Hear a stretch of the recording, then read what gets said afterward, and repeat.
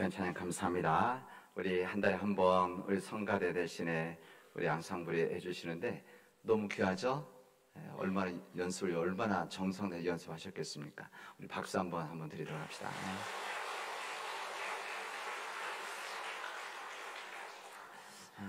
어제 우리 교회 근처에 이 재활용품을 파는 가게 제가 들렸었는데 거기 재활용품 가게를 축하하는 이렇게 작은 노래 공연이 있었습니다. 근데 거기에 갔더니 박성훈이라는 가수가 축하 노래를 불렀어요. 몇 곡을 불렀습니다. 가수라고는 제가 했지만 이제 후에 봤더니 뭐 유튜브에도 나오고 뭐 가수 활동을 하긴 하는데 일반적인 가수가 아니라 사실은 순천에 있는 한 대학교의 환경공학과 교수님이셨어요. 근데 이제 그 교수님이 이제 노래 그 팀이 있어서 같이 부르고 그 대신 이제 좀 건강한 노래 부르는 팀이었었습니다. 근데 박상진이라는 시인의 시에다가 곡을 붙인 노래를 어제는 해주시던데 그 제목이 분별이었어요. 분별. 가사가 이러했습니다. 배짱이와 여치는 구별을 못해도 구렁이와 독사는 구별해야지. 산딸기와 복분자는 구별 못해도 독버섯과 송이는 구별해야지. 톱질만 잘하면 뭐하나 저 앉은 가지나 자르면서 라는 시였었습니다. 이게 민요풍의 동요같이 부른 이렇게 재밌는 노래였는데 노래 가사를 들으면서 너무 공감이 됐어요. 그래서 제가 와서 가사를 찾아보고 시를 찾아보고 했더니 지금 말한 이 가사가 있었습니다. 이거 유명한 시인도 아닌데 이런 시가 있었더라고요. 몇 년 전에 만든 시를 곡을 붙여서. 근데 제가 이 노래를 들으면서 우리 시대를, 우리 현대 문명을 너무 정확하게 파악하고 있구나 이런 생각이 들었습니다. 보십시오. 배짱이와 여치는 구별을 하지 못해도 괜찮다는 겁니다. 그러나 구렁이와 독사는 구별을 해야지. 산딸기와 복분자 무엇을 먹어도 맛있게 먹을 수 있죠. 좀 이름은 몰라도. 그러나 독버섯과 송이는 구별을 해야지. 잘못 먹으면 죽으니까. 톱질만 잘하면 뭐하나. 기능적인 일을 잘하면 뭐하나. 자기가 앉아있는 가지를 자르면. 이런 시였. 이게 우리 시대에 살아가는 우리들의 마음, 시대를 분별하지 못한 우리의 삶이 아닌가 그런 생각을 했습니다. 이 시대를 참으로 분별하지 못하는 세상을 어떻게 보면 통렬하게 비판하는 시이자 노래이고 외침이었다. 저는 어제 제가 노래를 들으면서 우연한 기회에 들렸다가 그 노래 들었습니다. 자기가 앉아있는 가지를 자르는, 톱질은 잘하는데 자기가 앉아있는 그런 자리를 자른다는 것, 이런 어리석은 짓 하면 안 된다는 것이죠. 그게 우리의 삶이고 상식인데 그렇다는 겁니다. 그러나 사람들이 인간의 탐욕, 인간의 교만, 욕심 이것이 깊어지면 그 다음에 귀를 막아버리면 자기가 앉아있는 가지를 자른다는 것을 모르게 되어집니다. 뭐 다른 사람들 이야기가 아니라 우리들 이야기 아닙니까? 한번 생각해 보시죠. 우리들도 혹시 다른 것을 다 분별해서 말은 하면서도 내가 앉아있는 가지를 자르는, 어떻게 그 자르면 어떻게 보면 떨어지는 거죠. 그런 거 아니겠습니까? 왜 그러냐? 모든 이들은 지금만을 바라보면, 지금만을 바라보면은 미래를 바라보지 못하기 때문에 저 앉은 가지를 자르게 되어져 있는 겁니다. 요즘 우리나라의 정치, 경제, 문화, 이런 외교 이런 것을 보면 아마 여러분들도 같이 느끼시겠지만 저 앉은 가지를 자르는 것 같아서 아마 우리 다 같이 마음 지금 아파하고 염려하고 있다. 이제 비난하는 것은 아닌 것 같아요. 비난하는 것 이제 그러진 안 하고 이제 다들 염려하고 있습니다. 우리 지리산에 산악철도를 놓고 남원이 사실 이게 잘 살아보자는 거 아닙니까? 잘 살아보자고 해서 부자가 되자는 말이지 이게 풍요로운 삶 이런 그런 삶은 아니죠. 이게 경제적인 부분들을 자꾸 만들어서 우리 남원 잘 살자고 하는 차원에서 산악철도 놓는 건데 실제는 근데 이것이 우리의 안전 가지를 자르는 것 아닌가. 더 많은 훗날 더 많은 자연적 재앙이 우리를 힘들게 하지 않을까, 이런 염려도 되어집니다. 엊그제는 5.18 민주화운동 기념일이었습니다. 그리고 지난 월요일에는 우리 전국 교단의 교회들이 전국적으로 함께 모여서 시국 기도회를 했었습니다.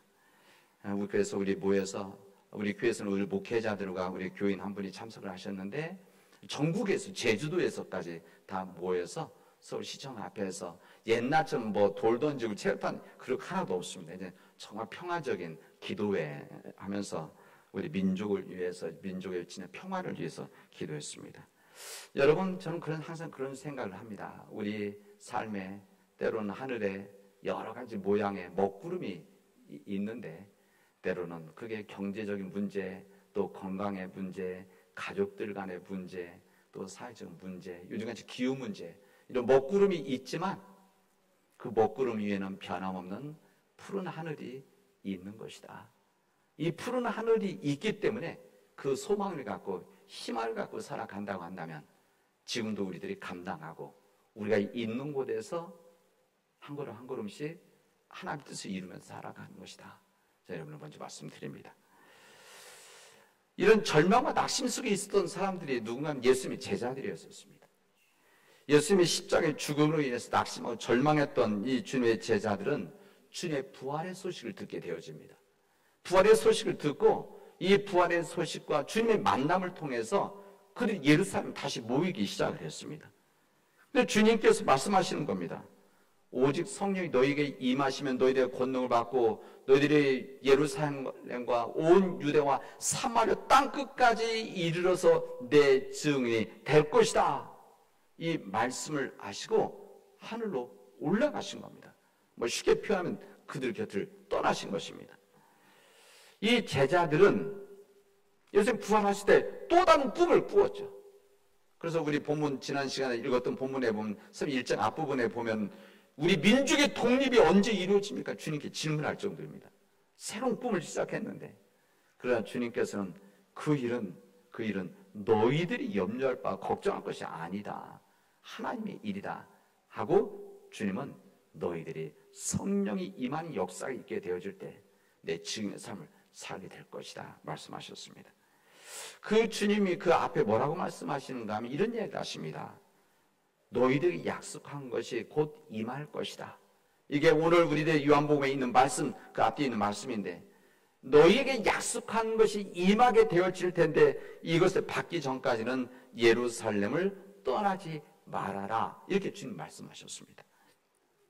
이 주님의 명령, 이미 제가 지난 시간에 설교할 때 이 약속이라고 하는 것, 주님께서 약속하신 것이 성령의 임재하심, 성령이 이 땅 오시는 것이다. 이렇게 말씀을 드렸었는데, 이것을 기다리고 있던 제자들, 그래서 주님께서 말씀하실 때 예루살렘 떠나지 말라고 했을 때 변한 상황이 하나도 없는 이런 상황 속에서 이 예루살렘 떠나지 말라 했을 때 이 주님의 제자들은 두려움과 불안이 있었습니다. 뿐만 아니라 한 면에서는 알 수 없는 흥분이 있었고 기대가 있었고 희망이 있었습니다. 이런 마음을 가지고 제자는 평소에 잘 먹는 다락방에 모이기 시작을 했습니다. 다락방에 모여서 여기에 제자들뿐만이 아니라 예수님을 따랐던 여성들, 그리고 예수님을 사랑을 하지만 사람들 앞에서 자신이 주님을 믿는, 예수님 믿는 사람이라는 것을 드러내지 못했던 그런 사람들이 여기 함께 모였습니다. 그리고 그들이 모였을 때 이들이 보면 120명이었다 그랬습니다. 이 120명의 사람들은 한 마음을 가지고 있었던 사람들입니다. 예수님에 대해서 비판적인 생각했던 사람들이 아니라, 적당히 사랑했던 사람들이 아니라 한 마음 한 뜻으로 주님을 사랑했었던 사람들이 함께 모였던 것입니다. 이게 교회가 아닙니까? 이게 바로 교회의 시작이죠. 여러분, 교회라고 해서 적당히 모여서 지내는 사람들, 이런 관계들이 아닙니다. 그리고 잠깐 위로받기 위해서 모이는 그런 사람들의 모임도 아닙니다. 교회라고 하는 것은 주님을 사랑하는 자들, 또 사랑해야 될 사람들, 그리고 그 사랑 때문에 살아가야 되는 사람들이 함께 모이는 생명의 공동체다 말입니다. 성경 보면 그들이 더불어 마음을 같이 하였다 그랬습니다. 그들 얼굴들이 다르듯이 생각도 다르고 삶의 지향성도 다르고 예수님을 따랐던 이런 목적도 조금씩은 다 달랐습니다. 그러나 이때는 그들이 한 뜻이 되어서 한 마음이 되어져서 인간적인 차이가 있지만 똑같은 마음을 가지고 그들이 모였던 겁니다. 그리고 그들이 무엇을 했는가?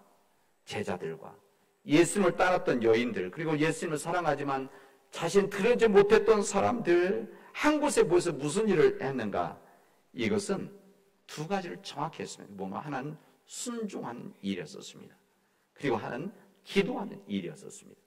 오늘 우리 모든 교단이 오늘의 이 말씀을 읽습니다. 그리고 우리 교회가 진정 이 시대 속에서 해야 될 진정한 우리의 삶이 무엇인가를 우리 교단의 모든 교회들이 이 말씀을 듣고 우리 설교 내용은 조금씩 다르겠지만 이것을 결단하려고 하는 마음입니다. 제자들이 한 일을 첫 번째 순종하는 일이었습니다. 주님께서 제자들에게 너희는 약속이 임할 때까지 예루살렘을 떠나지 말라라고 하는 이 말씀 앞에 그들은 순종을 했었습니다. 주님이 시키는 대로 살아가는 삶, 이것이 바로 순종의 삶입니다.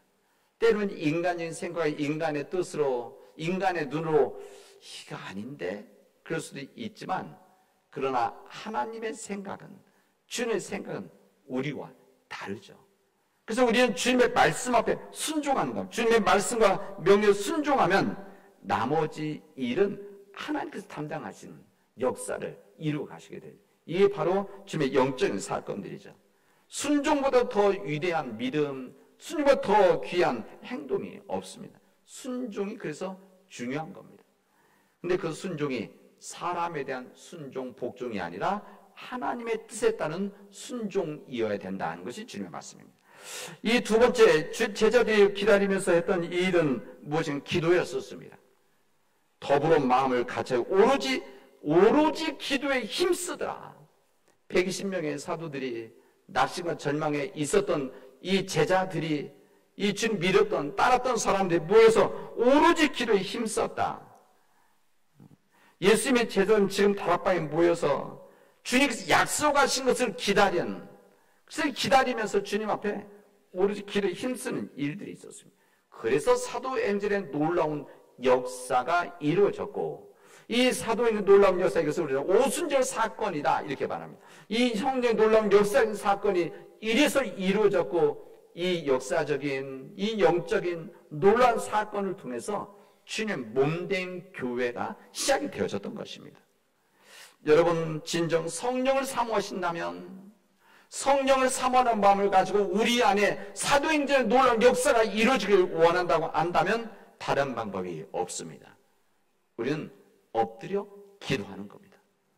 엎드려 하나님의 뜻에 순종해서 간절히 기도할 때 성령님의 역사가 우리 안에서 이루어진다는 것을 성경은 우리들에게 증언해 주시고 있습니다. 여러분, 하나님 앞에 이렇게 기도하시길 바랍니다. 주님, 내가 지금까지 예수를 믿었고 주님의 일을 해왔지만 내 생각과 계획과 방법은 너무나 피곤했었습니다.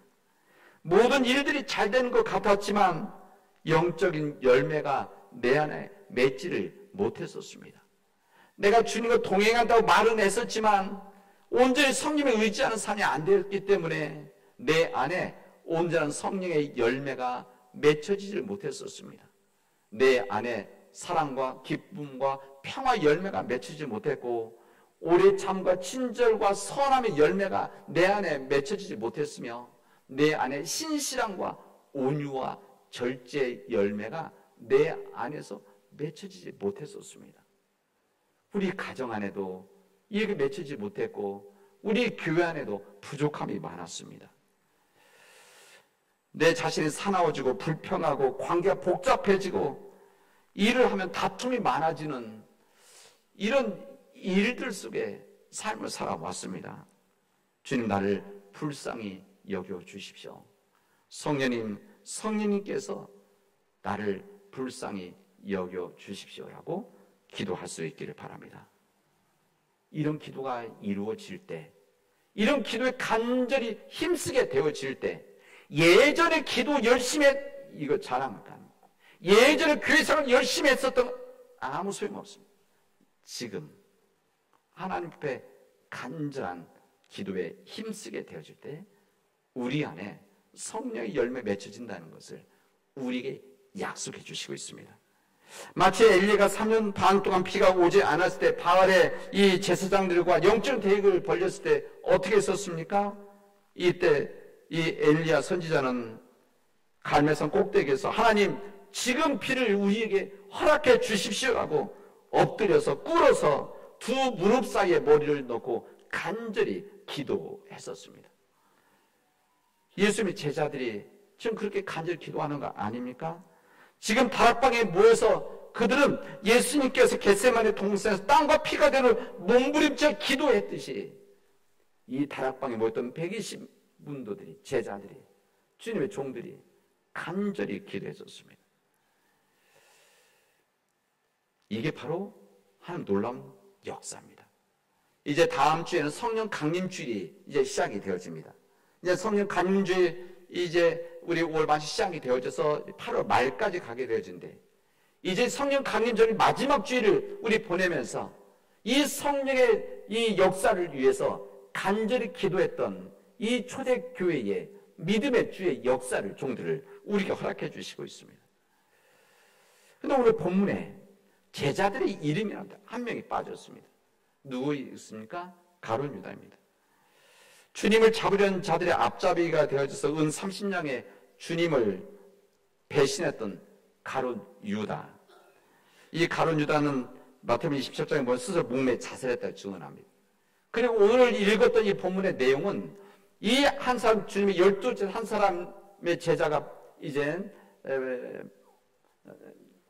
세상을 떠났기 때문에 이제 한 명을 보충하는 이제 보선 장면이 나옵니다. 1차로 성도들이 요셉과 마띠아를 추천하고 이 두 사람 가운데 이제 뽑기로 마띠아를 사도 선출한 이야기가 여기 나오고 있습니다. 그런데 여기 보면은 사도들 기본 조건을 말합니다. 사도들 어떤 기본 조건이 예수님께서 사역하실 때 항상 우리와 함께하였던 사람 가운데, 이게 무슨 말입니까? 예수님의 제자들 가운데 예수님과 함께 사역에 참여했었고 예수님의 말씀을 들었고 예수님 놀라운 역사를 직접 보았던 사람들 가운데 한 명을 세우자.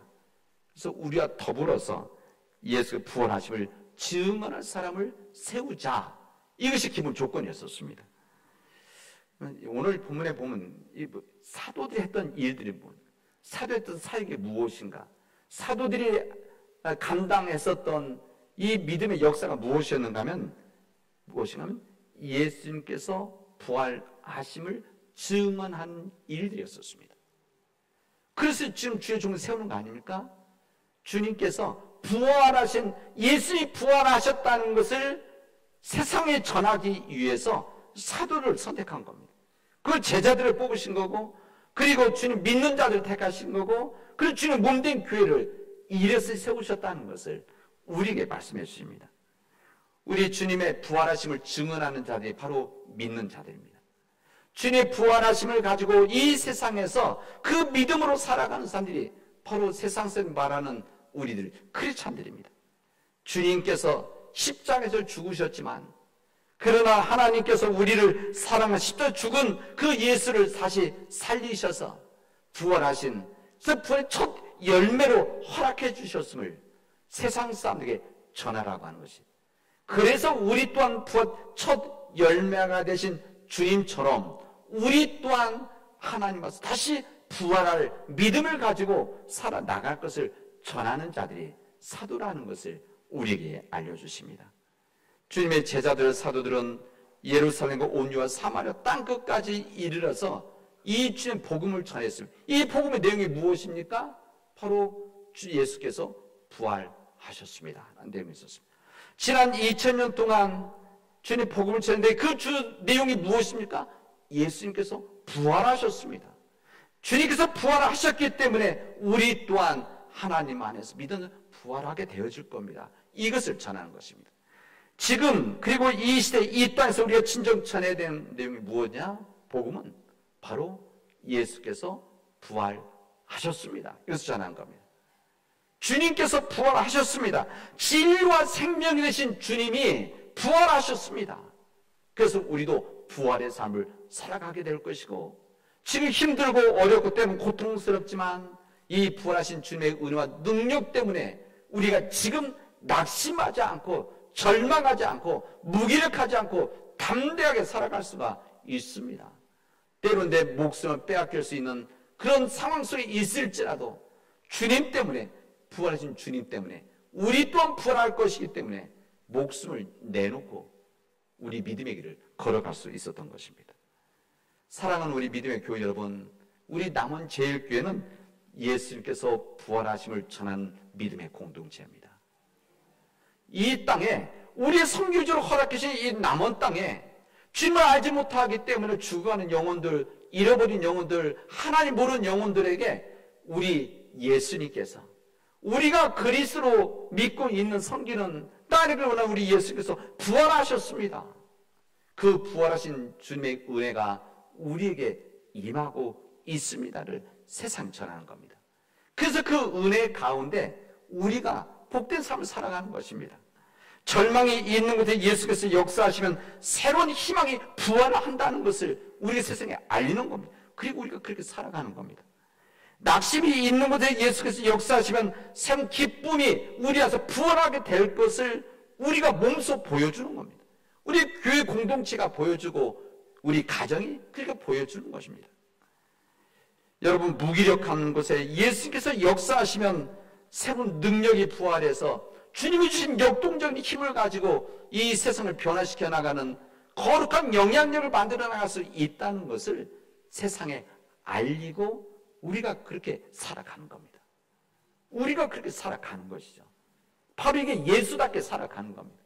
예수 살기를 아는 것이죠. 우리 믿음의 교회가 바로 그런 교회이고 그런 교회이어야 됩니다. 사랑하는 우리 믿음의 교회 여러분, 예수께서 부활하셨습니다. 이 선포가 여러분 내 안에 울려지기를 바랍니다. 내 안에 울려진 예수님이 부활하시다는 이 생명의 말씀이 내 안에서 은혜로 차고 넘쳐 사람들에게, 세상에게 전하는, 그리고 죽어가는 사람들에게, 죽어가는 사회, 죽어가는 공동체에게, 죽어가는 민족에 흘러 넘치게 하는 믿음의 역사가 이루어지기를 주님의 이름으로 축원하겠습니다. 기도합시다. 은혜가 풍성하신 하나님 감사합니다. 예수께서 부활하심을 믿고 그 믿음의 길을 걸어가기에 부족함이 없도록 우리를 지키시고 보호하여 주시옵소서. 하나님, 하나님께서 도와 주시옵소서. 주님께서 인도하여 주시옵소서. 모든 말씀을 예수님의 이름으로 기도합니다. 아멘.